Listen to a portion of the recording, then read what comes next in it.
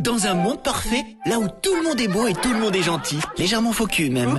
Là où tout rentre dans des cases, rien ne dépasse, rien ne déborde. Là où le politiquement correct est le maître mot, où tout le monde fait attention à ce qu'il dit. On ne sait jamais, oh là là. Eh bien là, précisément là, vous ne trouverez pas l'équipe de l'hebdo. Maintenant revenons en arrière.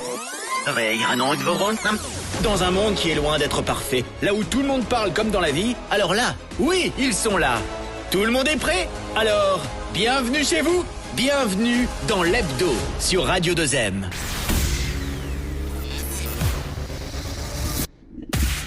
Mesdames et messieurs, bonsoir et bienvenue sur l'hebdo, comme tous les vendredis de 18 à 19h sur Radio 2M et en images sur nos réseaux sociaux.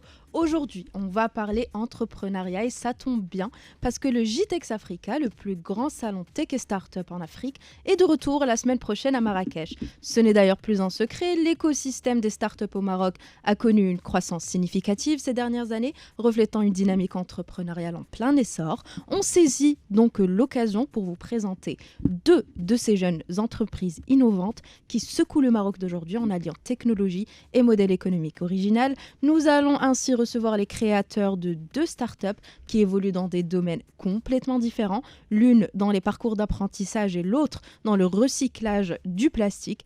Et vous vous en doutez, on est très curieux de connaître leur parcours. Sur ce, les amis, est-ce que vous êtes prêts ? Oui. Alors on y va. Installez-vous, c'est parti pour 1 heure d'actu. Mais c'est pas un journal, on est d'accord. C'est l'hebdo sur Radio 2M. Bonsoir à toutes. Bonsoir. Ça Bonsoir va Selma. Vous allez bien ? Ça va très bien. Alors, à nos auditeurs qui nous regardent, non, on n'a pas féminisé l'émission. Amine est juste là, à côté, quelque part. Il débarque Profitez bientôt. du calme Ouais. avant qu'il n'arrive. Quoi de beau dans vos chroniques aujourd'hui ? Moi, j'ai découvert un concept super sympa. Ça s'appelle le Offline Society. Tu nous en diras plus tout à l'heure. Exactement. Et toi, Salima ? Moi j'espère qu'un jour on pourra jouer les Bruce Willis ou les Harry Potter, mais je vous en dis pas plus. Vous êtes très énigmatiques toutes les deux aujourd'hui. Toi, Safia ? Moi, je vais en France et je fais un petit remake des feuilletons criminels qui se passent là-bas. Un délit Alors, au d'initié. moins ça, et je suis désolée, mais ça c'est clair. Voilà. Vous deux, j'ai Merci, rien compris. Ça est très clair. Alors, comme on vous l'a annoncé en début d'émission, nous allons recevoir aujourd'hui les fondateurs de deux startups marocaines différentes. Je vous prie de bien vouloir accueillir Hibam Brouk de la startup Mindbridge et David Rodriguez de la startup Tadwir Plastic. Bienvenue sur l'hebdo. L'invité. Bonjour. On est content de vous recevoir aujourd'hui. Merci beaucoup d'avoir répondu présent à notre invitation. Ça va ? C'est un plaisir. Ça va, détendez-vous. Oui, Ouais. ça va. Pas de stress. Ça va. Elle mord pas, promis. Alors pour commencer sur de bonnes bases, je pense quand même qu'il va falloir présenter un peu à nos auditeurs ce que font vos startups et qui de mieux bien sûr que vous, les fondateurs, pour nous faire cela. Donc à tour de rôle, allez-y et je vous prie de bien vouloir nous éclairer sur ça. Très Femme bien. d'abord. Ok. Alors la start-up, déjà, c'est un domaine compliqué. Pour se lancer, faut vraiment avoir du courage. Mais bon, comme tous les start-upers, on a envie de révolutionner notre domaine, on a envie d'apporter quelque chose de nouveau. Et finalement, chez nous, chez Mindbridge, on s'est lancé sur l'éducation. L'apprentissage, on accompagne les écoles, on accompagne surtout les élèves par un micro-learning neuroéducatif vraiment adapté en temps réel à leurs notes, etc. Donc ce qui fait déjà ça, c'est l'idée de base, parce qu'on s'est rendu compte qu'un élève, quand il a une mauvaise note par exemple, le professeur n'a pas le temps de revenir avec lui tout seul sur cette leçon. Exact. Donc il faut bien un accompagnement derrière. On sait que les élèves font énormément de cours particuliers aujourd'hui, c'est beaucoup de charges. Et on entend par Mindbridge pouvoir déjà réduire ces heures de cours particuliers et accompagner les élèves vraiment vers l'excellence sur toutes les matières. Ça, d'un côté. La deuxième chose qu'on fait, c'est qu'on accompagne les élèves aussi sur la santé mentale. C'est-à-dire que tout ce qui est troubles d'apprentissage, dyslexie, dysorthographie, TDAH, etc., ça, c'est des choses qui ne sont pas forcément diagnostiquées chez les jeunes. Et par un diagnostic intelligent, grâce à l'intelligence artificielle et une équipe de psychiatres aussi, on a pu mettre ça en place. Et donc voilà, c'est un accompagnement un peu global. Multidimensionnel. C'est ça, et qui se prend. greffe aux établissements. Et bon, ça c'est l'essentiel parce que l'enfant est au centre du système. Après, il y a l'application pour les parents, pour plus d'inclusion des parents dans l'éducation des enfants. Il y a une application pour les professeurs, pour les aider, pour diminuer aussi leur charge de travail avec des outils d'intelligence artificielle. Donc ça, c'est l'essentiel. On a commencé par l'école, mais comme la start-up, c'est difficile de percer, c'est difficile d'avoir des clients, etc. Donc on a étendu notre marché aux entreprises et à la formation professionnelle. Et tout ce qui est formation continue en entreprise, RSE, QVT, etc., on fait ça aussi. Très bien. Ça a l'air très intéressant tout ça. David, pour votre part? Bonjour, merci pour l'invitation. Moi je suis David Rodriguez, on a fondé Tadbir Plastique, qui est une entreprise qui s'occupe d'ajouter de la traçabilité dans le recyclage des matières. Aujourd'hui on commence avec le plastique, mais rapidement on va s'étendre à d'autres matières recyclables. Comment ça fonctionne? C'est, on a des bouteilles en plastique devant nous, on en reçoit beaucoup dans les cafés à chaque fois, et elles sont jetées à la poubelle, récupérées ensuite par des chineurs, des collecteurs, qui dans des conditions insalubres vont fouiller, séparer les déchets organiques, des bouteilles en plastique, pour ensuite récupérer, les revendre à des semi-grossistes autour de 1 dirham, à peu près 1 dirham par kilo, ce qui est très peu, et passer à l'autre poubelle, et ainsi de suite. Nous, ce qu'on fait, c'est qu'on met en relation donc les producteurs de plastique, les cafés, les hôtels, les restaurants. On vient de signer notre premier partenariat avec le secteur éducatif. Excellent, très bien. Et on fabrique un itinéraire quotidien qu'on envoie à une coopérative ou des coopératives partenaires qui, elles, s'occupent d'intégrer des collecteurs issus du secteur informel et de les accompagner dans une formalisation de leurs activités, typiquement par l'acquisition du statut d'auto-entrepreneur, par exemple. Très bien. On leur envoie donc, comme je disais, un itinéraire. Ils vont de tel endroit à tel endroit, itinéraire optimisé qu'on génère chaque jour. Et ensuite, une fois qu'ils ont la matière, ils l'emmènent chez des usines de valorisation, des usines de recyclage, qui, eux, vont ensuite la transformer en... ça va dépendre des types de plastique. Il y a plusieurs types de plastique, mais il y a 2 grandes façons de recycler actuellement dans le monde. Il y a le recyclage chimique et le recyclage mécanique. En gros, des petites paillettes, on fabrique des petites paillettes où on fabrique du carburant de 2e génération, par Magnifique. On va revenir à ça avec plus de détails. Mais avant, je me suis intéressée un petit peu à vos parcours, à vos LinkedIn, pour essayer de deviner qu'est-ce qui vous a poussé vers l'entrepreneuriat dans vos domaines de choix. Alors, pour vous, Hiba, c'est un petit peu une suite logique parce qu'à la base, vous êtes professeur de lettres et de philosophie. Exactement. Par contre, vous, David, vous êtes un ancien confrère.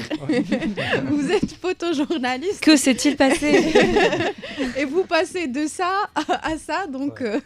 J'ai toujours développé depuis que je suis tout petit. J'ai dû faire mon premier site internet, je vais avoir 12 ans peut-être, et ça remonte maintenant. Et je me suis toujours intéressé de très près à l'informatique, très près, suivre un peu l'actualité, développer des nouveaux systèmes. Mais oui, j'ai étudié la photographie de presse et d'art aussi, pendant plusieurs années. Et il y a eu le Covid qui est passé. Et je crois que pour beaucoup de personnes, l'activité a vraiment baissé. C'était un moment où j'ai décidé de reprendre plus activement des études dans le développement pour être précis, de 3D sur Internet. Et ça m'a remis le pied à l'étrier, ça m'a redonné le goût de développer des nouveaux systèmes. Et voilà, on y est maintenant. Donc c'est un retour, vous l'avez vécu entre guillemets comme un retour aux sources, c'est toujours quelque chose que vous aviez dans le viseur, vous le dites depuis vos 13 ans, depuis que vous faites du développement. Comment est-ce que cette idée-là précisément elle a germé dans votre esprit? C'est parti d'un constat? Ouais, c'est une réalité en fait. C'est que je suis franco-portugais, je suis né en France, je suis installé au Maroc depuis à peu près 10 ans maintenant. Et il y a des particularités dans les pays à économie similaire du Maroc, c'est que la question du recyclage et de la gestion des déchets, elle est gérée différemment. En fait, c'est peut-être pas aussi... La conscience écologique n'est pas... Elle n'est pas ancrée aussi dans les esprits, voilà, on a beaucoup plus de recul là-dessus, etc. C'est exactement ça. Par exemple, en France, ça fait une 50aine d'années qu'on nous dit... quand vous brossez les dents, coupez le robinet. On a des déchets qui sont triés. Sinon, Nous, on commence à peine. à... Non, justement, sur le tri sensibiliser. des déchets, déjà ça, c'est des initiatives qu'on devrait peut-être prendre aujourd'hui au Maroc. Qu'on voit beaucoup, qu'on voit quand même déjà au Maroc. Il faut saluer les efforts que, par exemple, on voit ça dans les aéroports, les gares, où il y a différents bacs qui permettent déjà de gérer, pour les personnes convaincues, ce type de démarche. Après, le challenge, c'est de convaincre les personnes. Parce que... Les municipalités aussi. Ouais. Mais c'est de convaincre les gens de mettre le plastique dans les gens de jeter tout court dans une poubelle déjà à la base et après on verra pour le recyclage. Non, mais franchement, ça ce jette qui de veut moins dire, en moins. c'est que déjà le fait de séparer les poubelles et que les gens le voient, Exactement. déjà ça inculque un certain... Voilà, ça commence parce que il y a pas mal de Marocains aussi qui voyagent à l'étranger, ils voient qu'il y a des pratiques qui se font à l'étranger. Il y a aussi, je pense, nous autour de la table, on a certaines valeurs qui on essaie de transmettre autour de nous, pas forcément polluer l'endroit où on vit, par exemple. Et donc, pour répondre un peu à la question, c'est venu à la naissance de mon premier garçon, Zakaria, où ma femme m'a un peu demandé s'il n'y avait pas... On était en train de jeter des poubelles, on triait déjà un petit peu, mais là, il y avait une bouteille en plastique qui était passée dans les déchets, une petite bouteille en plastique. Et donc je suis descendu, je suis sorti la poubelle, mon gardien avait déjà sorti la poubelle, donc j'ai fait le tour de l'immeuble, je suis allé déposer la poubelle dans le bac. Je sais pas si je peux le dire, j'ai allumé une cigarette comme ça parce que bon, on fume pas à la maison. On a le droit de fumer. On a le droit de fumer encore au Maroc. Et mais c'est pas bien. Et, oui, c'est pas bien pour la santé. Et j'ai vu un chineur, collecteur, qui a pris le sac, qui l'a éventré, qui a pris la bouteille en plastique et 2-3 autres. Et il y avait une couche de mon fils qui était dans l'eau. Et il a essuyé la bouteille sur le coin de la poubelle et il l'a mise dans la petite charrette. On en croit moins maintenant, parce que les politiques, je pense que ce sera l'occasion d'en parler, mais ça évolue aussi là-dessus. Mais... et voilà, et Vous avez trouvé ça indécent, pas indécent, pardon, inhumain, je veux dire. Je pense que c'est le mot, c'est pas décent. Ouais. C'est pas décent pour le Maroc qui se projette, Maroc 2030, le Maroc qui a beaucoup changé aussi, et non, on peut faire mieux. On s'est dit, on a eu l'ambition de faire mieux, de faire différemment, je pense. Et donc, j'ai commencé à me renseigner avec toujours l'appui de Amina, et on a réfléchi à comment on pourrait faire différemment que ce qui se passait actuellement. Donc je crois que c'est un parcours commun dans les startups, il y a une étude de marché, on regarde un petit peu, on a ou pas la chance de rencontrer des interlocuteurs. J'ai eu cette chance d'avoir une équipe autour de moi qui me permet d'avancer vite, je pense. Et voilà, on s'est dit comment on pourrait faire pour que, typiquement quelque chose de très marocain, quand on va au café, on nous sert une bouteille d'eau. C'est quasiment automatique. Oui. C'est très très très marocain, on ne voit pas ça trop à l'étranger. Et ça fait des quantités astronomiques. Par exemple, le café dans mon quartier, c'est plus de 300 petites bouteilles par jour qui sont échangées, distribuées. Et c'est beaucoup de plastique. On parle à peu près d'1 million de tonnes au Maroc, un peu moins, le gouvernement parle d'1 million de tonnes. Et de l'autre côté, il y a entre 10 et 30 000 chineurs, collecteurs, qui vont faire ce travail essentiel, je pense, mais qui vont fouiller les poubelles. Et qui est dégradant. Et qui est dégradant, je pense, qui est indécent, parce que c'est du moins ceux que moi j'ai rencontrés, c'est des personnes totalement, il n'y a pas d'histoire d'addiction, il n'y a pas d'histoire de problème particulier. C'est un travail dans l'informel parmi tous les travaux. Et je précise quand même, en attendant que cette solution voit le jour à l'échelle nationale et qu'on trouve un miracle. Un travail vital. Non, oui, au-delà de ça, il faut un travail vital, mais juste on peut rappeler qu'on peut mettre ces bouteilles en plastique à part, dans un sac à part, ou juste à côté du oui, il y a beaucoup de gens qui font ça. De la grande poubelle, parce que ça leur facilite le travail. Ouais, nous, tout le monde le fait dans mon immeuble. On a un bac spécial bouteille, donc faites-le, ça coûte rien. Bientôt, alors je pense qu'on peut l'annoncer ici, on va ouvrir, actuellement on est en phase pilote à Agadir. Depuis le 1er septembre 2024, donc de l'année dernière, on a démarré nos collectes et on a récupéré déjà 20 tonnes de plastique. Ça paraît peu, mais c'est déjà pas mal. C'est en petites bouteilles qu'on a devant nous, là, c'est à peu près un peu plus d'1 million. Mais on récupère pas que ça. Et on va démarrer nos activités à Casablanca. Pourquoi avoir commencé, je suis désolée, pourquoi avoir commencé par Agadir ? Parce que, en fait, c'est une super bonne question. C'est parce que dans cet esprit d'impact vert qu'on essaye de garder, qui est j'aime pas trop utiliser l'ADN, mais qui est un peu dans l'esprit de l'entreprise, c'est qu'il fallait être assez proche de l'usine de traitement. Parce que si par exemple on collecte du plastique à Oujda et qu'on l'amène ensuite dans une usine de valorisation, il y en a des usines de recyclage à Casa ou à Agadir, c'est une matière qui pèse quasiment rien, qui a un gros volume. Donc en fait, il fallait qu'on puisse démarrer proche de l'usine de Une traitement. question de proximité, de logistique Voilà. aussi. Et de profiter aussi Ouais. du réseau, en fait. C'est important de pouvoir Ouais. directement introduire. Alors, ça, c'était votre déclic à vous, David, la naissance de votre enfant. Une cigarette fumée à côté de la poubelle, ça sonne comme ça. Et puis un constat. Et une conviction Une aussi, conviction, je crois, partagée absolument. dans mon foyer. Votre déclic, Hiba, c'était quoi? La conviction, pareil. Non, franchement, je suis professeure depuis de nombreuses années, donc j'ai été confrontée à pas mal d'élèves, aux problématiques des élèves. Finalement, c'est comme si c'était, comme vous avez dit tout à l'heure, une suite logique. J'ai senti qu'il y avait quelque chose à faire. L'éducation, c'est le fer de lance du développement, surtout en Afrique aujourd'hui, il y a vraiment quelque chose à faire. Vous avez constaté des lacunes auprès de vos élèves que vous ne pouviez Oui, peut-être pas adresser de manière collective? Surtout qu'un élève qui a envie d'avoir une mauvaise note, qui se réveille le matin, qui se dit super, aujourd'hui je vais avoir 0, ça n'existe pas. Oui. S'il y a un problème, si on a des baisses de notes ou de mauvaises notes, c'est qu'il y a un problème, c'est qu'il faut mettre le doigt sur le problème, d'où le suivi de la santé mentale et de tous les troubles d'apprentissage. Et aussi cette question de devoir, de cours particuliers. Et aujourd'hui, on a l'intelligence artificielle qui nous permet d'automatiser certaines choses, de digitaliser et de toucher un très grand nombre. Donc l'heure est à l'innovation, à la digitalisation. Je le dis chaque semaine, mais il refuse d'y croire. Donc merci.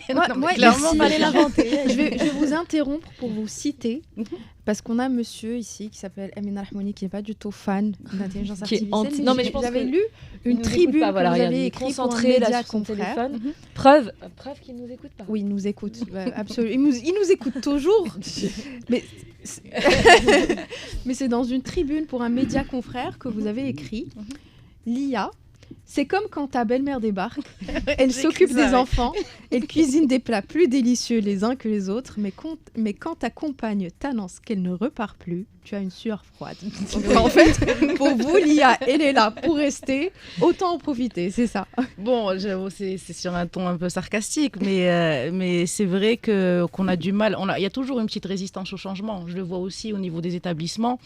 Quand on propose une nouvelle application, un nouveau système, le professeur, il est là, il n'a pas trop envie de comprendre ce que tu fais, il n'a pas trop envie de changer. Et aussi, il y a ce frein technologique. Les professeurs d'un certain âge n'arrivent pas vraiment à suivre. Mais force est de constater qu'aujourd'hui, si on ne fait pas avec l'IA, on est en retard. Donc c'est même plus un choix. Est-ce qu'on peut se permettre de se dire oui, nous, l'éducation, on va la faire complètement de manière traditionnelle, sans faire appel à tous les nouveaux systèmes tous les nouveaux outils voilà. qu'on a à notre C'est une nécessité. Oui, c'est une nécessité. Une petite un question gap très concrètement Oui. sur le terrain, parce que là j'ai bien compris votre idée. Comment est-ce que ça se passe? Est-ce qu'on peut avoir l'exemple très concret d'un enfant un peu en difficulté? Bien sûr. Donc déjà, l'application se greffe à l'établissement. C'est pas grand public. C'est-à-dire on peut pas télécharger l'application pour avoir du soutien scolaire. On propose aussi de la gestion scolaire pour l'établissement. Donc comment ça se passe? C'est qu'on prend les notes en temps réel. Le professeur remplit son pronote. Enfin, comme pronote par exemple, c'est le plus connu pour que vous puissiez. Il remplit ses notes, il met ses appréciations, etc. Et nous, grâce à l'intelligence artificielle, à nos algorithmes, Il y a un tri. on prend en temps réel les notes des élèves et quand il rentre sur son application, il va trouver un micro-learning qui est adapté à ce qu'il fait en classe. Il va trouver aussi d'autres éléments. Il peut aller choisir lui-même sa leçon et se performer sur un domaine ou un autre. Finalement, il va pouvoir avoir un soutien en temps réel, que ce soit choisi ou recommandé par MindBridge. Donc ça, c'est essentiellement ce qu'on fait. L'application propose donc des cours adaptés en fonction des notes qu'ils viennent de recevoir donc en temps réel. Et l'élève, s'il apprécie par exemple une matière ou autre chose, peut avancer. Bien sûr. Donc il y a les deux choix. Oui, exactement. Et s'il répond au quiz, etc., et s'il a du 100%, on augmente le niveau de difficulté et ainsi de suite. Il y a l'aspect il ne faut pas oublier les HPI aussi, qui sont très...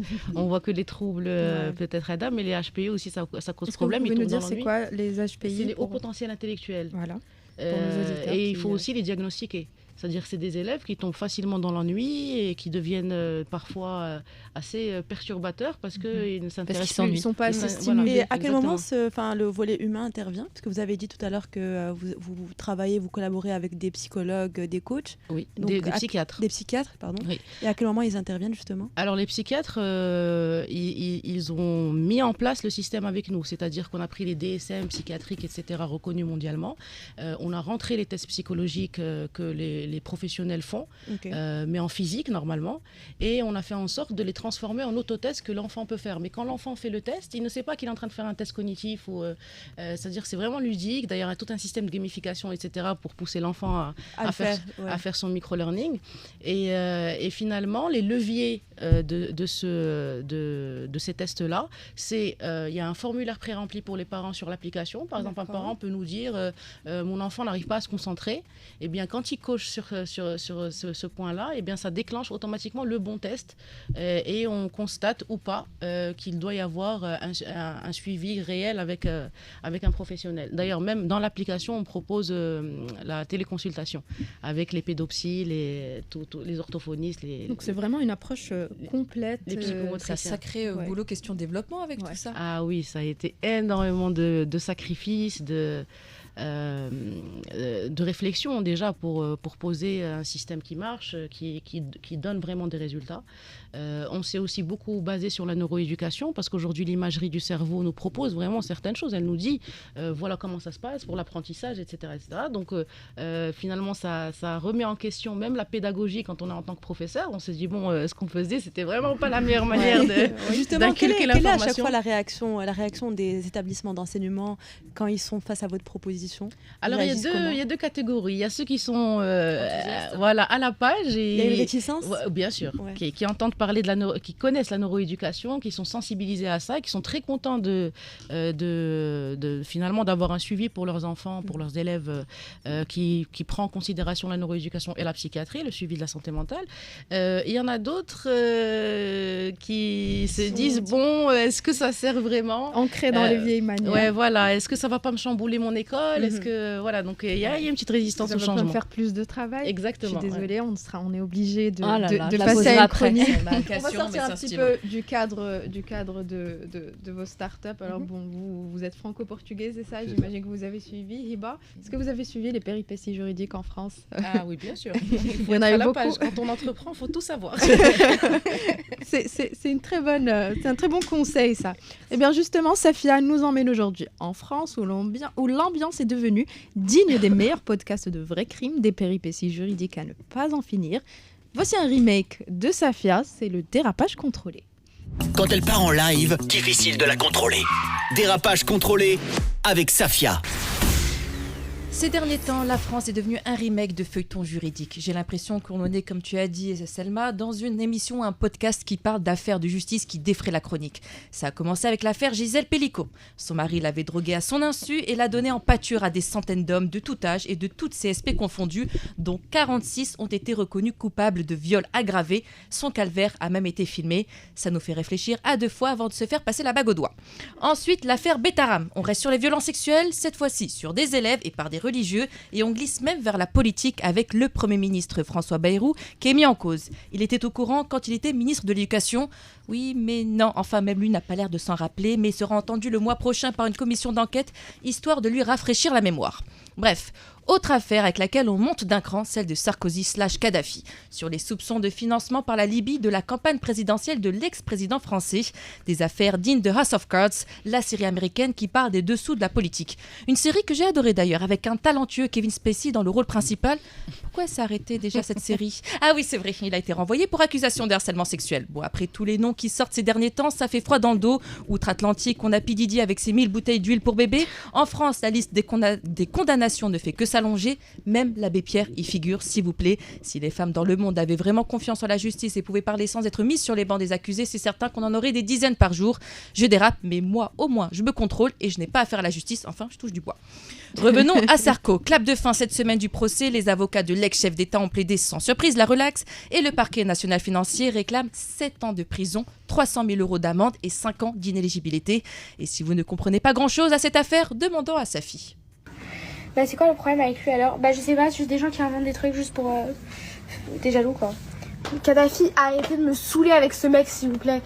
Tout mon respect, reposez en paix Kadhafi, je sais pas si ça se prononce comme ça, mais vraiment reposez en paix. Léa Sarkozy brunie à 13 ans, pas sûr que les réseaux sociaux soient faits pour les mineurs. La pauvre, mais c'est une gamine. Oui, 13 ans. Australie, ils ont bloqué à 16 ans, c'est déjà pas mal. Bon, après, rendez-vous le 25 septembre pour le délibéré. Et comme je ne suis pas misandre et aussi le meilleur pour la fin, enfin, la meilleure, Marine Le Pen, ça fait 10 jours qu'elle a été condamnée à une peine immédiate d'inéligibilité pour détournement de fonds publics. Et oui, faire de son garde du corps un assistant parlementaire pour que le contribuable paye les factures, ça passe pas. Bon, après, l'avantage de Le Pen, c'est que c'est le seul nom constant en politique française. Sachant que ces 3 dernières années, il y a eu 4 gouvernements successifs, on n'a même pas le temps de se souvenir d'eux. Et entre vous et moi, c'est quand même planant quand on voit des politiciens sur les bancs des accusés. On se dit qu'il y a une justice. Mais bon, il ne faut pas se leurrer, soyons réalistes. Il y a justice et justice, parce que pour l'affaire Le Pen, comme de par hasard, l'appel se fera en 2026, soit dans moins d'1 an. Connaissant la lenteur des tribunaux, elle a eu un passe-droit, c'est certain. Mais pour l'instant, réjouissons-nous et chantons ensemble. Remix. Elle a pris 5 piges. Marine a pris 2. Elle a pris 5 piges. Marine a pris 2. Elle a pris 5.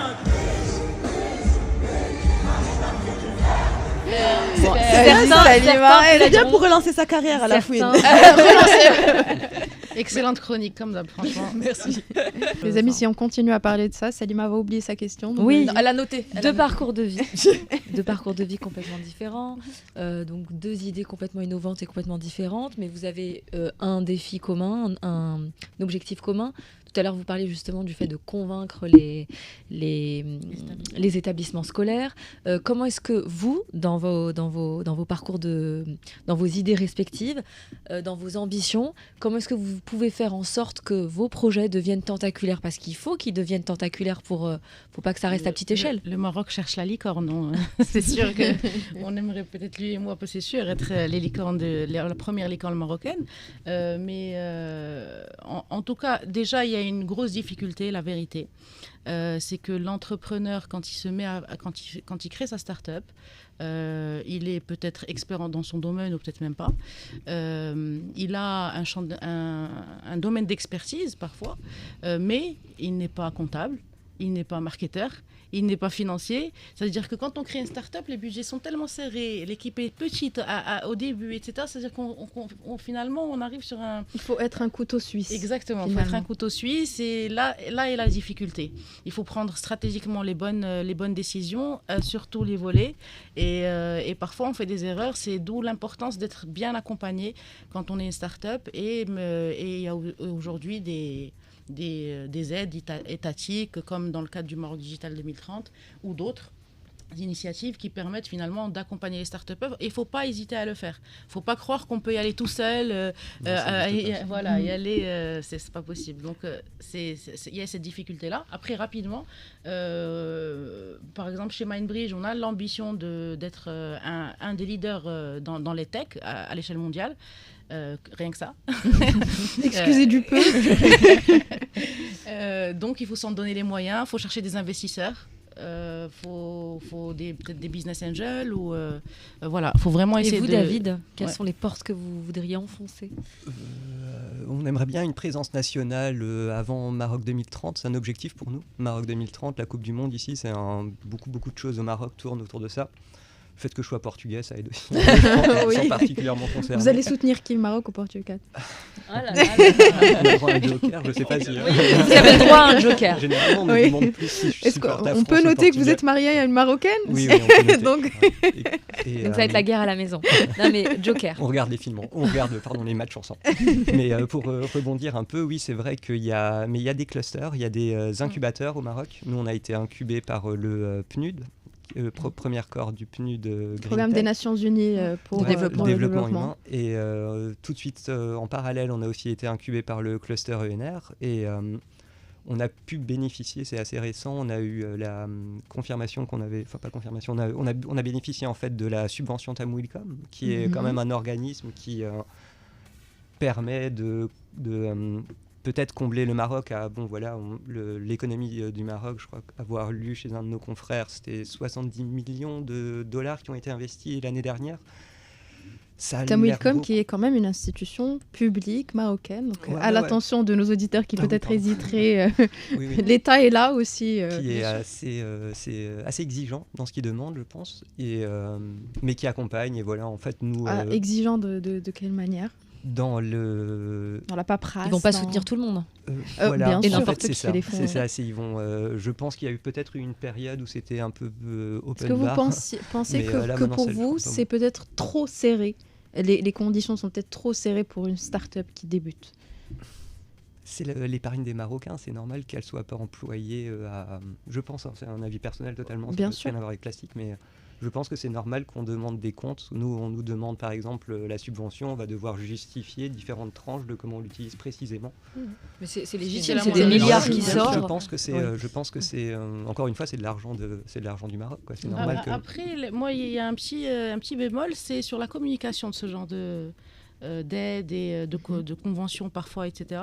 Quand on a une start-up et qu'on se dit voilà, Tamwilcom, ça existe, ok, très bien, on peut avoir des aides, mais souvent on se retrouve à être à une étape où peut-être il fallait faire une demande avant, parce que là où on est, au moment où on est de notre développement, on n'a plus accès à certaines choses.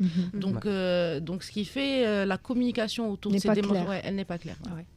Ça, c'est un obstacle parmi d'autres dans la création de start-up. Il faut être très curieux quand on est entrepreneur, faut vraiment. Bien sûr. Faut fouiller partout. Mais pour revenir sur les incubateurs, je pense que c'est important. Comme on le disait, on peut avancer vite tout seul, mais on n'ira peut-être pas forcément très loin. Et les incubateurs, ils permettent en fait ils viennent avec des outils, des KPI, des mesures précises qu'on peut regarder dans notre entreprise sur des points sur lesquels on peut évoluer. Ils amènent aussi un certain vocabulaire, une façon de vendre son projet, parce que c'est ce qu'on essaie de faire aussi. Et je pense que c'est important. Ouais. Je pense qu'il y a un écosystème qui se fait, mais encore une fois, voilà, c'est 70 millions qui ont été investis au Maroc, je crois, l'année dernière, dans les startups. Ça reste, même sur le continent africain, ça reste très peu. C'est, malgré tout, il y a certaines frivolités, pour investir de l'argent dans des projets. Alors, si vous deviez faire la somme de toute votre expérience depuis la création de votre start-up à aujourd'hui, est-ce que vous estimez que l'écosystème marocain est favorable pour la création d'une start-up ? Un grand oui, franchement. D'accord. Il est favorable. David penche la tête. Oui, il n'a pas l'air d'être sûr. Mais c'est bien d'avoir deux avis différents. Non, il y a le fonds d'investissement Mohamed VI, il y a le Maroc Digital 2030, il y a énormément de petites choses qui ont été faites. C'est vrai que, comme je dis, il faut être curieux, il faut aller chercher, il faut avoir une énergie positive, parce que finalement, quand on va avec une bonne vibe, y a des portes qui s'ouvrent. Quand on se dit oui, c'est pas possible, ils vont pas nous donner. Il y a des jours où la bonne vibe, ça va pas être assez. Franchement, ça marche. Il y a des portes qui s'ouvrent. Faut avoir la niaque. Ouais, faut avoir la niaque. Ça, c'est sûr et certain. Qu'on cherche des aides ou qu'on les cherche pas ou qu'on fasse seul. C'est-à-dire, la niaque, elle est obligatoire pour arriver, pour réussir, pour faire marcher quelque chose. Donc, quand on persévère, franchement, il y a des possibilités. David, la niaque, la persévérance, ça fait partie de vous aussi. Vous avez votre projet Agadir, vous nous en avez parlé tout à l'heure. Alors pourquoi est-ce que vous n'êtes pas trop d'accord ? Il y a un accompagnement, il existe. Peut-être qu'il y a la communication qui n'est pas forcément. Et je vais parler de ma crèmerie à moi, le recyclage et tout. Je pense qu'il y a un moment où il faut que les pouvoirs publics ils puissent peut-être modifier la façon des appels d'offres, par exemple. Le fait qu'on puisse, nous, start-up, qu'on soit obligé pour répondre à un appel d'offres, d'avoir je ne sais pas combien d'années d'existence fiscale, d'avoir je ne sais pas tous ces critères-là. Je pense qu'il pourrait y avoir des choses qui seraient à ce moment-là allégées. Peut-être marché public ou des incitations différentes, en fait, un accompagnement différence à ces moments-là clés, parce que en fait c'est sympa d'avoir des subventions, c'est sympa d'avoir des investisseurs et tout ça, mais ce que je crois qu'on cherche tous, c'est des contrats, quoi. Voilà. Est-ce que vous arrivez à vivre tous les deux aujourd'hui juste de vos startups? Non, pas encore. Mais nous, on est très récent. On a commencé milieu de l'année dernière. On a créé la société. 2024. Le 1er septembre 2024. Ah bah c'est en même temps. C'est très frais, ouais. Est-ce qu'aujourd'hui vous êtes toujours obligé d'avoir un travail à côté parce que c'est normal, c'est le début d'une start-up et que finalement il faut être au charbon il faut même qu'on travaille pour notre start-up. Mais est-ce qu'on peut dire que votre peut-être start-up, si elle n'a pas de gros bénéfices, elle couvre quand même ses charges? Pas encore. Non, pas encore, parce que quand on crée une start-up, on a beaucoup de mois ou peut-être même d'années de développement derrière pour pouvoir la lancer. C'est-à-dire que le retour sur investissement, il se fait quand on commence vraiment à avoir de nombreux clients. D'accord. Parce que payer des équipes de développeurs, d'intelligence artificielle, de tout ça, c'est-à-dire sur le long terme, enfin moyen terme, ça coûte de l'argent et c'est de l'argent qu'on ne peut pas encore faire rentrer parce que l'application n'est pas encore prête. Mm-hmm. Donc on investit et on attend que... Donc c'est une très belle pincée mais de réalisme. Très bien, Salimé, en me disant combien il a attendu Jeff Bezos sur Amazon. Mais non, mais c'est terrible. Oui, il a commencé dans son le garage. sens, les exemples concrets pour des personnes qui ont attendu des années avant que ça fasse. Parce que l'entrepreneuriat, ce n'est pas facile, ce n'est pas rose. C'est beaucoup de sacrifices. Et c'est ça, en fait, c'est qu'il y a aussi la notion de mise à l'échelle. En fait, c'est ce qu'on fait à un moment, si on peut le multiplier, si on fabrique un modèle correct et qu'on peut le multiplier, ben là, d'un coup, les bénéfices se multiplient aussi. Le chiffre d'affaires, en fait, il y a un moment déclencheur. Il faut y aller, il faut se barrer un peu. Il faut se barrer beaucoup. Voilà, faut se barrer. Mais on est tous convaincus en créant une start-up qu'on va y arriver. Très bien. En parlant de tout ça, on va aller chez toi, Salima. Je ne sais pas comment lancer ta chronique. Pas besoin, on est Bruce déjà dans Willis, l'intelligence artificielle. Voiture volante, non? Oui. J'ai bien deviné au gif qu'elle a envoyé sur le groupe. Il y a des petits changements. J'ai eu à Dubaï. Radio 2M, l'hebdo. Vous voulez faire ma chronique à ma place? Non, ça ira. Donc pour ceux qui ont vu ce film culte, regardez si vous nous suivez en direct sur les réseaux sociaux, si on peut avoir la musique, c'est encore mieux. Voilà, cette musique mythique de Khaled en fond sonore. Je me suis dit qu'il était impossible d'aborder ce sujet sans évoquer donc cette scène avec Bruce Willis et Mila Jovovich à bord de cette voiture légendaire. Le tout accompagné, je l'ai dit, de cette musique qui est incroyable. Et ce qui ressemblait à de la science-fiction devient peu à peu réalité. Les voitures volantes sont déjà dans le ciel de certaines villes chinoises. Oui, c'est une première mondiale. Enfin oui, parce que c'est la première fois, parce qu'on en parle depuis déjà plusieurs années, les voitures volantes, c'est pas nouveau. Mais jusqu'à présent, toutes les tentatives étaient restées au stade de prototype. Et cette fois, on a un géant chinois donc, qui s'appelle Ehang, qui a récemment reçu l'autorisation de l'aviation civile chinoise pour faire voler donc, son modèle EH216S. Et à ce jour, c'est le seul fabricant de drones autonomes pour le transport de passagers à pouvoir commercialiser ses appareils en Chine. Je ne sais pas, voilà, Smaïl nous a mis les images. En d'autres termes, donc, il s'agit de taxis volants autonomes. Il ne nécessite donc ni de pilote ni de conducteur à bord. Depuis plusieurs pays donc, souhaitent mettre en fait la main, le grappin sur cette technologie. Les drones donc d'Ehang, ceux-là précisément, ont survolé déjà le ciel de 19 pays, mais dans le cadre de phase test. Le Mexique est le dernier, il y a quelques jours, à avoir accueilli un vol de démonstration, il y a seulement quelques jours. Alors, fallait-il l'inventer ou pas? Devons-nous nous affranchir de nos voitures bien polluantes? Souhaiteriez-vous voir ce type d'engin voler dans le ciel marocain? Faut-il voir dans ces taxis volants une révolution ou une excentricité technologique? À vous de nous le dire, mais en tout cas, ça existe en Chine. Je vote oui, je pense à tous les trajets en taxi, au mot taxi. Bah alors, il veut te parler de l'économie, de leur politique. Non, mais les Chinois, ils vivent en 2050 et ils sont dans un autre monde. Moi, je ferai jamais confiance à ça. Jamais de la vie. Peut-être un truc pas forcément volant, je sais pas, sans chauffeur, mais sur terre. Ne serait-ce que pour tout ce qui est livraison déjà. La livraison, ça existe déjà. Ouais, ça existe déjà. La livraison par drone. Mais là, effectivement, ça soulève plusieurs questions sécuritaires, etc. Donc, on met quand même des truc qui va voler dedans. C'est des petits engins qui volent, mais en tout cas, ça existe dans certaines villes chinoises. Et je trouve l'idée complètement folle. Moi, ce qui m'interpelle, c'est la gestion du trafic aérien. Ah oui. Comment on va faire? C'est pas la même altitude déjà, et puis l'aviation civile, elle peut très bien gérer. Non, mais ça sera beaucoup Ouais, d'objets énorme, volants, de exactement. petits taxis volants qui vont voler à la même La réponse altitude. à vos questions, c'est revoyer le film 5 éléments de Luc Besson. Voilà. C'est une bonne Mais en conclusion. tout cas, ça montre qu'on a vraiment plus besoin de pilotes. Donc, Oui. Que mes pratiques. Ouais, profitez, J'allais faire là. une blague hyper hamda, je vais me taire. tu peux, là. Je me taire et bienvenue Amine. Merci, sur le vous ai-je plateau. manqué. Un peu. C'est vrai. Et on peut Moi, pas je te le dire parce que J'imagine bien. Alors moi j'aimerais juste commencer mon intervention par dire que j'ai trouvé que vous n'avez pas assez loué Par une le critique courage. Non du tout. Vous n'avez pas assez loué le courage de ces deux jeunes gens qui se lancent dans l'entrepreneuriat en Afrique Maghreb à travers des startups qu'on va retrouver déjà au GITEX. Très bien. Il faut le rappeler donc Oui. à Marrakech lundi, mardi et mercredi prochain. Donc si vous voulez les connaître et les rencontrer de plus près, allez-y.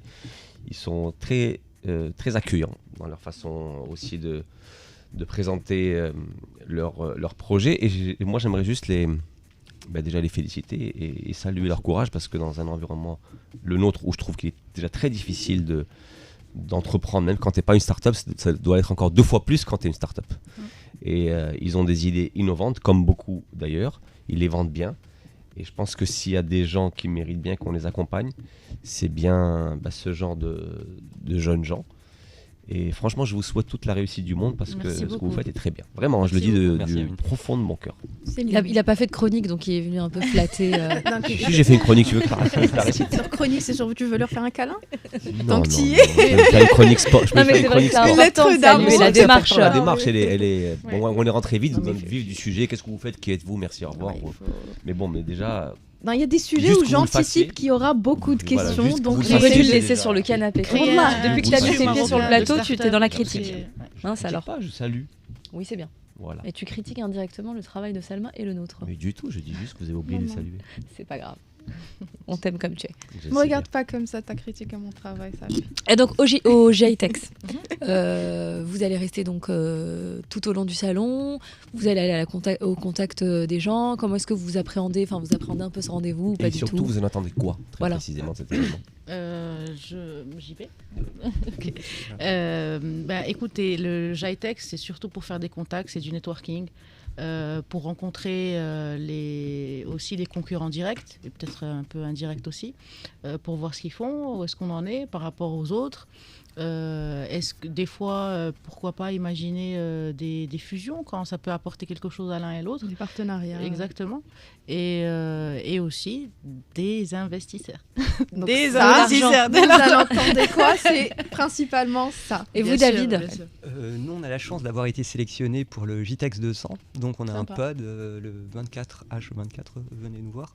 Et, D'ailleurs, ça, c'est l'initiative du Pardon, ministère de la Transition pardonnez-moi, numérique. quelle est la différence entre le GITEX 200 et je n'ai non, pas alors, compris. je vais répondre. C'est le JTEX 200, il y a eu un appel à projet du gouvernement marocain qui a demandé aux startups marocaines de, en gros, envoyer nos pitchs et tout D'accord. ça, nos présentations. Et ils en ont sélectionné 200, je crois, au Maroc. Ouais. Il y en a des grandes, des plus petites, des plus installées, d'autres moins, par exemple comme nous. Et en gros, un espace là-bas, c'est quand même assez cher, le JITEX, pour les entreprises, et c'est pris en charge à 95% par le gouvernement. Et donc, on a bénéficié de ça, pardon. Et aussi, ça c'est une nouvelle assez récente, mais Tadbir Plastic a été sélectionné parmi les 40 startups qui vont pitcher dans cette grande messe de l'informatique et du numérique en Afrique, pour pitcher devant un parterre d'investisseurs. Et donc, voilà, ça va être ça. Donc ce que vous nous dites, c'est que le gouvernement soutient 40 startups marocaines Non, et 200. 200 pardon. Oui. Et donc Et ces startups ne payent que 5% Du prix c'est que 1500 paierait une dirhams. entreprise. incroyable, Ouais, quand c'est Elles ont un- un stand. Ouais. Et les investisseurs donc que vous aurez devant vous, ils viennent d'où? Ils seront combien? Alors, du monde entier. Le JITEX, c'est très Afrique, zone MENA. Nous, on cherche des investisseurs aussi. On a déjà des... Pour vous, ça serait idéalement des investisseurs au Maroc ou étrangers que vous aimeriez Ouais. trouver? On est déjà suivi un petit peu par des fonds d'investissement. Même. Et donc, en fait, ça va être pour nous un moment... parce qu'en fait, les startups, ça évolue vite, quoi. Et ça va être un bon moment pour nous pour les rencontrer, leur expliquer ce qu'on a fait depuis qu'on s'est vu la dernière fois. Et solidifier un petit peu ces relations qu'on peut créer. parce qu'ils sont pas tous méchants en fait. Il y a vraiment des gens qui ont encore une fois on parlait un peu de valeur, il y a des gens qui cherchent vraiment des fonds d'investissement au Maroc, qui cherchent à investir dans des projets structurants. Et nous ça va être ça, on va pitcher, donc c'est un moment important, il y a un gros cash prize quand même au final. On va essayer de voir, on n'a pas tellement de concurrence dans notre domaine. Est-ce qu'il y a un montant d'investissement à la clé à la fin, ou ça sera selon le feeling des investisseurs? Des besoins des startups. D'accord. Ça dépend des manifestes en fait. Les fonds d'investissement, ils ont des champs d'investissement, on va dire, précis, et après ça dépend. Ça peut aller, généralement c'est rarement en dessous de 500 000 dirhams qu'ils investissent, mais ça peut monter à... Il y a eu des jolis investissements au Maroc récemment. Ça peut monter très haut, en millions de dollars.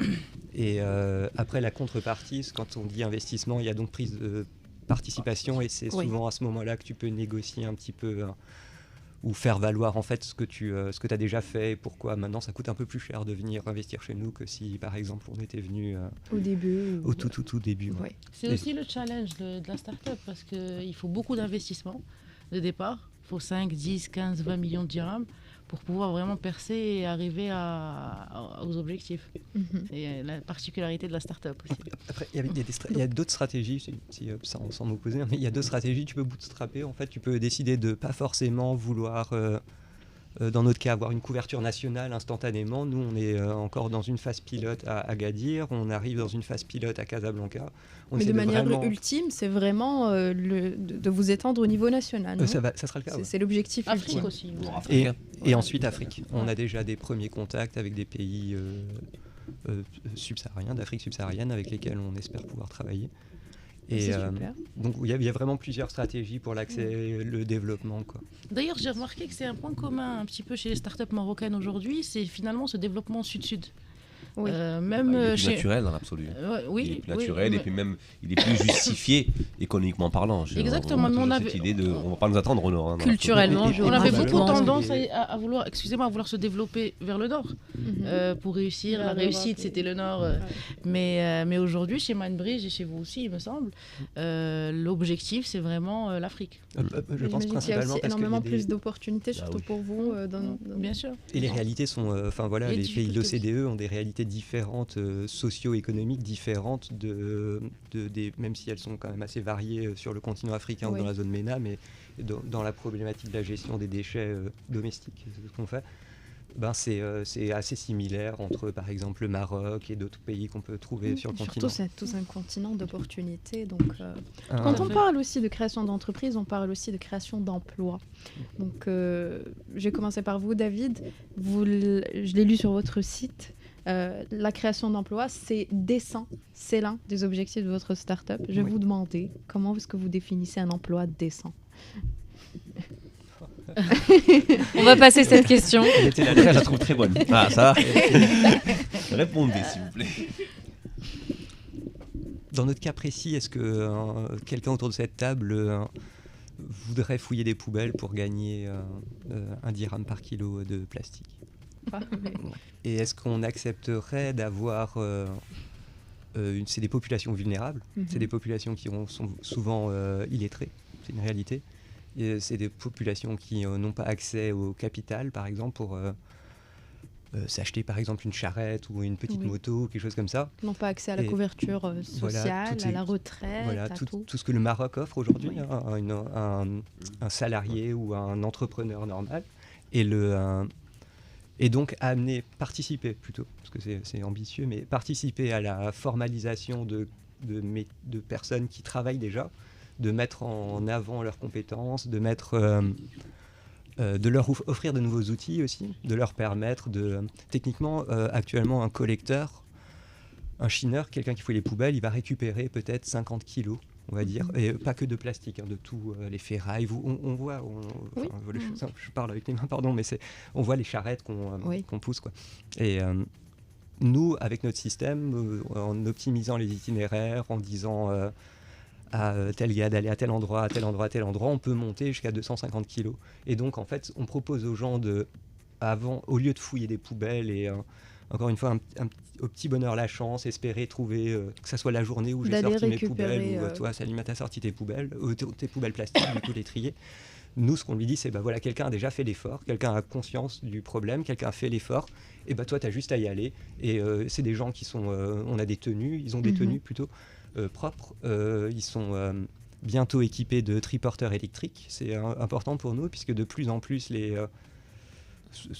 sûrement.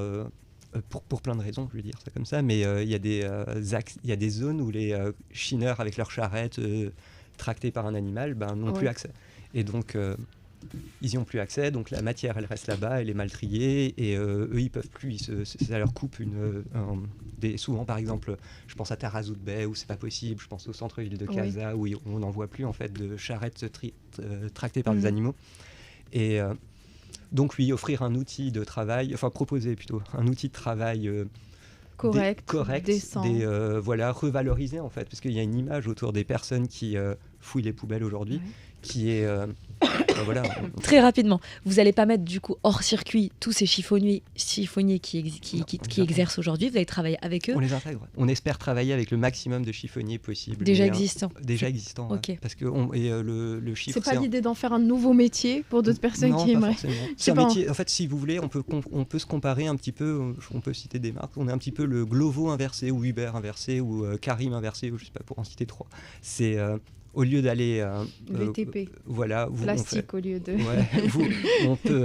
on propose à des gens d'aller à des endroits en triporteur bientôt et de récupérer de quelque chose. Au lieu de, dans le cas d'Uber, c'est de livrer un paquet, nous on récupère un paquet. Je pense que c'est le moment aussi où je précise que notre service est gratuit pour 95% des gens.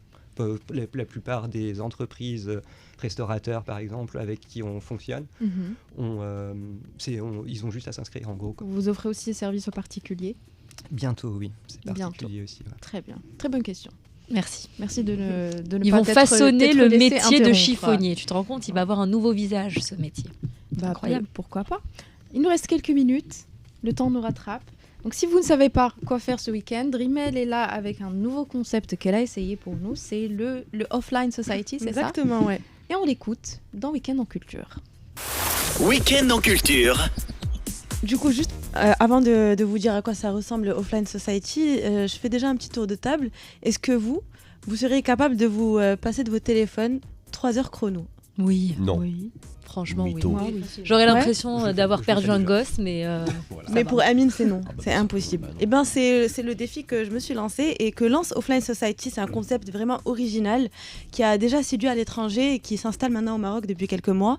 L'idée, c'est de laisser de côté nos écrans le temps d'un après-midi ou d'une soirée pour vivre des expériences 100% humaines, sans notification, sans scroll, juste l'instant présent. Alors, Offline Society, ils font quoi? En fait, ils proposent des événements, donc comme boire un café avec des inconnus, partir en randonnée aussi, en petits groupes, toujours sans téléphone. Okay. Le but, c'est simple, recréer du lien, favoriser les échanges spontanés et surtout se reconnecter à l'essentiel.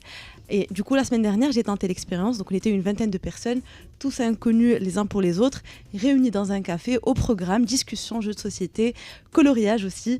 Donc, une ambiance vraiment chaleureuse, presque hors du temps. Et franchement, au bout d'un moment, on oublie carrément nos téléphones, comme si c'était un retour comme à l'époque, quoi, quand t'avais pas de problème de téléphone portable. À l'époque, quoi, il y a 25 ans, ce ménage. c'est pas mais moi, je trouve que c'est génial. Je trouve que nous sommes extrêmement bienveillants de te croire. Arrête, moi, j'en crois pas. Je crois pas. On est tous comme des cons sur nos téléphones. C'est ce que je dis. À vouloir photographier notre nourriture, c'est complètement débile. Je salue la démarche. Et du coup, on devrait le faire nous-mêmes. Oui, très bonne initiative. Et du coup, pour mieux la comprendre, j'ai rencontré Nida Zerro, la cofondatrice de Offline Society. Elle nous en dit un peu plus sur le projet. Écoutons-la. Offline Society est né d'un simple constat. Les écrans, et plus particulièrement les téléphones, sont devenus une vraie addiction qui touche tous les Marocains. Nous avons donc décidé de lancer un mouvement où on se retrouve à chaque événement et les téléphones sont rangés dans une cage fermée à clé pendant au moins 3 heures. Et le but, c'est vraiment de laisser de la place aux vrais échanges. On organise des rencontres conviviales, des ateliers créatifs, des team building, des retraites. Et l'objectif est toujours le même, se déconnecter des écrans et se reconnecter à la vraie vie. Vous pouvez retrouver tout notre calendrier sur Instagram @offlinesociety.ma. Alors, juste pour vous dire, la semaine prochaine, Juste pour ils vous font... dire que le Offline Society, ça marchera pas pour Amine qui est déjà sur son téléphone justement, je voulais vous proposer un défi. La semaine prochaine, ils font une randonnée. Donc, ce sera le week-end prochain. Est-ce que ça vous dit de le faire, les amis? Bien sûr, on s'inscrit. Est-ce que vous êtes Safia chaud? et le team building. On s'inscrit sur un réseau social. On va relancer la chronique de Safia sur le team. Alors, moi, je suis curieuse de savoir comment nos start-upers vivent avec leur téléphone. Je voulais rebondir là-dessus déjà par rapport à la Offline Society. Chez Mindbridge, on a pensé à ça. Il y a la Digital Detox qui est déjà intégrée parce que finalement, on propose à des enfants encore une fois une application, encore une fois un écran. Donc, on a essayé d'intégrer la Digital Detox déjà dans l'histoire. Tout ça. Voilà, et il y a des moments où justement il y a des défis sans téléphone et ceux qui ne rentreront pas sur l'application un certain nombre d'heures gagneront des points, etc. à des périodes cycliquement, etc. C'est super ça. C'est sympa. Alors, il nous reste quelques minutes pour conclure. Je vais vous demander la question finale de cette émission. Quel conseil donneriez-vous à un jeune ou une jeune qui veut commencer sa start-up au Maroc? Qu'est-ce que vous auriez fait différemment? Différemment, là. J'ai tout bien fait. Tu ce qu'on disait tout à l'heure, les femmes sont parfaites. Si. Non, franchement, il faut se lancer. Si on a une idée, qu'on est persuadé de son utilité, il faut vraiment déjà voir l'utilité de la chose. Il faut y aller, il faut y croire. Il ne faut pas s'avouer vaincu. Il y a des difficultés, il y a des obstacles et il faut se dire on va les surmonter. Il faut vraiment y aller. Voilà. Y aller. On peut le faire d'arabe, hein. Tlaḥou bla maillot, c'est vraiment ça. Non. Tlaḥou bla maillot. Sir. Et toi? Un peu pareil, il faut se lancer. Je pense aussi qu'il y a peut-être une... c'est pas que au Maroc, hein, mais on se dit qu'il faut avoir une idée de génie ou un truc comme ça, il faut réinventer la roue. Je pense pas forcément. Je pense pas qu'il faille forcément réinventer la roue, mais peut-être amener la roue là où on l'utilisait pas. Et il y a souvent un décalage comme ça. Enfin voilà, on en a parlé, l'Afrique, le Maroc aussi, ils sont dans certaines dynamiques qui incitatives, je crois, à la création d'entreprises et au développement de start-up. Mais start-up, c'est un mot pour dire entreprise qui ne gagne pas beaucoup d'argent pour l'instant. Une entreprise qui a des difficultés. Ça sonnerait très bien dans un sketch, ça, sur les start-up.